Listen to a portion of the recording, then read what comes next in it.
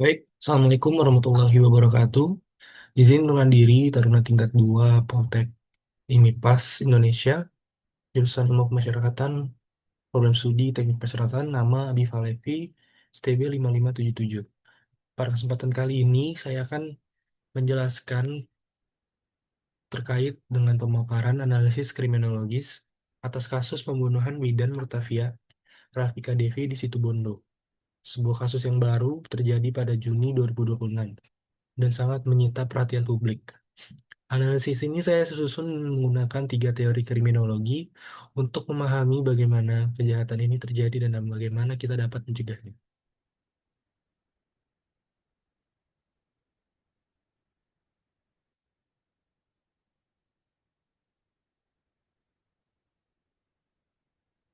Kemudian masuk pada deskripsi kasus.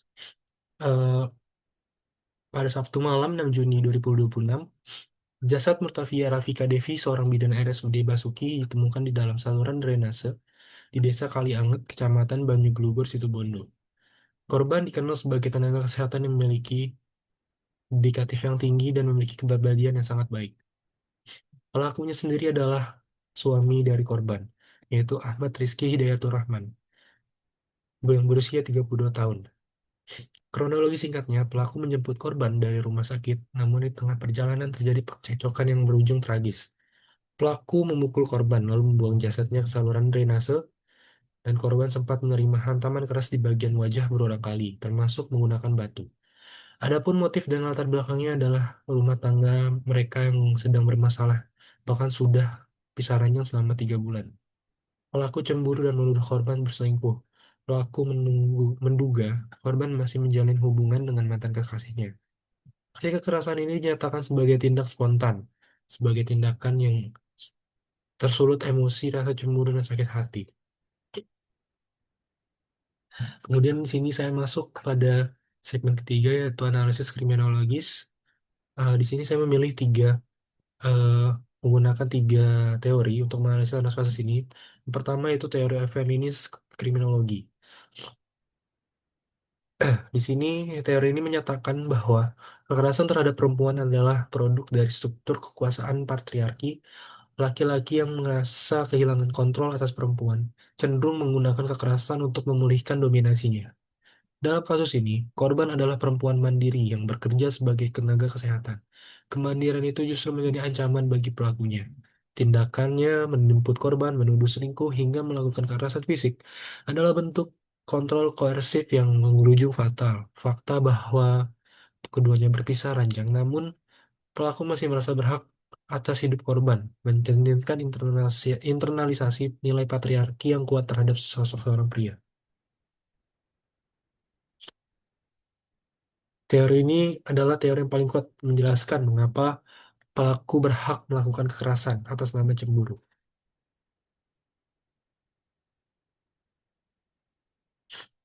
Kemudian ada teori kedua, yaitu strain teori. Oleh teori ini dikemukakan oleh Robert Agnew.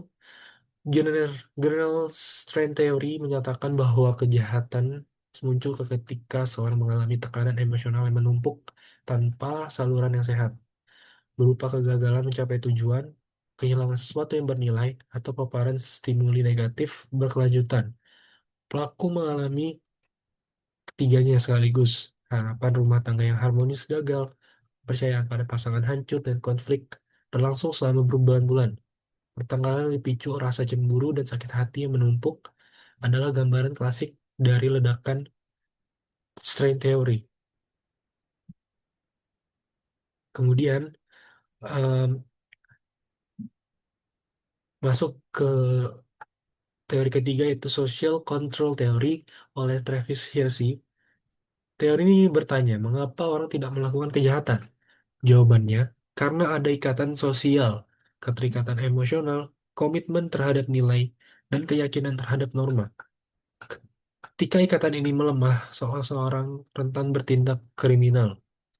Dalam kasus ini, pisah ranjang selama 3 bulan menunjukkan ikatan pernikahan yang sudah sangat rapuh. Pelaku juga bertindak di jalan umum tanpa rasa takut terhadap sanksi sosial, tanda nyata dari runtuhnya kontrol internal maupun eksternal. Nah, jadi pisah ranjang ini eh, selama 3 bulan menggambarkan bahwasanya hubungan mereka ini sangat tidak harmonis dan pernikahannya sudah sangat rapuh. Jadi pelaku ini sangat suka untuk bertindak di jalan umum tanpa rasa takut dan tidak adanya kontrol.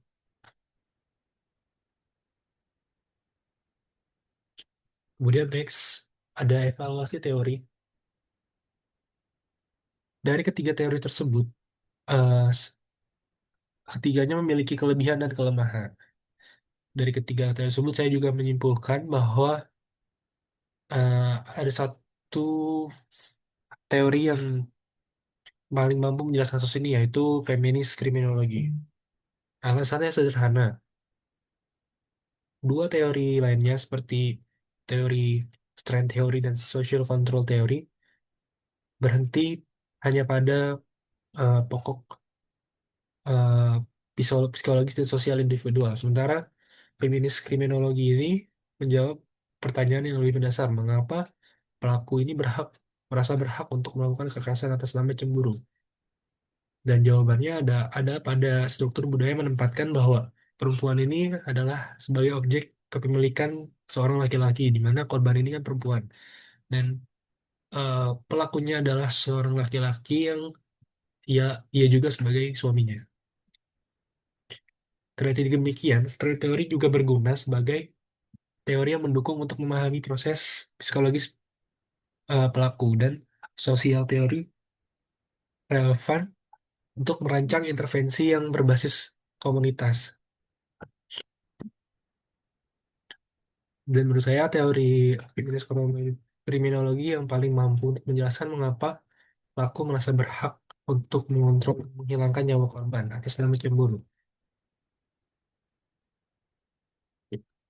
Yang keempat yaitu rekomendasi dan kebijakan. Di sini saya merumuskan adanya 4 rekomendasi kebijakan. Yang pertama, adanya pendidikan kesetaraan gender di tingkat komunitas melalui kegiatan keagamaan, melalui kegiatan di sekolah, melalui kegiatan organisasi di masyarakat untuk mengikis budaya yang mengatakan bahwa kontrol laki-laki atas nama perempuan, eh, adanya untuk menghilangkannya itulah kontrol laki-laki terhadap perempuan. Agar tidak ada rasa patriarki di antara laki-laki dan perempuan, terutama dalam hubungan suami istri itu. Yang kedua, layanan konseling, adanya layanan konseling pernikahan em, yang mudah diakses di tingkat mungkin dari tingkat kecamatan, dari tingkat desa mungkin ada, sehingga konflik rumah tangga itu dapat diselesaikan sebelum mencapai titik yang sangat fatal, nah, titik kritis. Jadi misalkan ada kendala-kendala dalam eh, sebuah hubungan pernikahan itu, kita bisa untuk adanya layanan konseling seperti konsultasi atau sebagainya. Yang ketiga yaitu adanya deteksi dini terhadap konflik rumah tangga. Di sini mungkin penekanannya terhadap eh, penegakan hukum Undang-Undang KDRT secara konsisten agar eh, masyarakat memahami bahwa kekerasan dalam rumah tangga itu bukanlah urusan yang sangat privat atau bukan urusan privat, melainkan adalah sebuah tindak pidana yang nyata. Di mana eh, di sini kita bisa melihat bahwa adanya kegiatan-kegiatan misalkan melatih kader-kader dari tingkat RT, RW, dan nakes untuk mengenali tanda-tanda KDRT yang bisa diakses oleh seluruh warga agar bisa terkonsultasi dan harapannya tidak eh, mencapai KDRT tersebut. Yang keempat yaitu penegakan UU PKDRT yang konsisten. Di sini mungkin hampir sama dengan yang poin ketiga. Para penegak hukum jelas sensitif gender agar KDRT tidak dinormalisasi dan penegakan hukum yang konsisten sebagai efek jerah. Dan selanjutnya yaitu kesimpulan dari berbagai hasil analisis yang saya laksanakan. Yang pertama,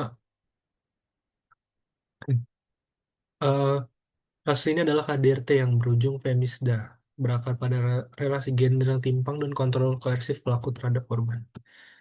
Kemudian yang kedua yaitu tiga teori menjelaskan feminis kriminologi yang menjelaskan struktur patriarki, strength teori yang menjelaskan tekanan emosional, kemudian sosial kontrol teori yaitu ikatan sosial yang runtuh. Feminis kriminologi terpilih sebagai kerangka paling komprehensif karena mencapai akar struktural bukan hanya gejala individual. Kemudian yang terakhir itu penjaga bahan membutuhkan pendekatan berlapis. Yang pertama melalui indikasi gender, konseling dini, deteksi komunitas, dan penegakan hukum yang berpola terhadap sensitif gender. Sebagai penutup, kasus kasus ini bukan sekedar cerita tentang cemburu. Ini adalah cerminan dari relasi gender eh, laki-laki dan perempuan yang timpang, di mana tekanan emosional yang tidak tersalurkan dan kontrol sosial yang gagal bekerja. Melalui kacamata kriminologi, kita tidak hanya memahami apa yang terjadi, tetapi juga mengapa dan bagaimana hal tersebut terjadi dan bagaimana cara mencegahnya. Semoga analisis ini dapat menjadi kontribusi kecil dalam upaya kita dalam melindungi perempuan dari kekerasan. Saya kira terima kasih dan cukup dari saya atas analisisnya. Semoga bermanfaat bagi kita semua. Assalamualaikum warahmatullahi wabarakatuh.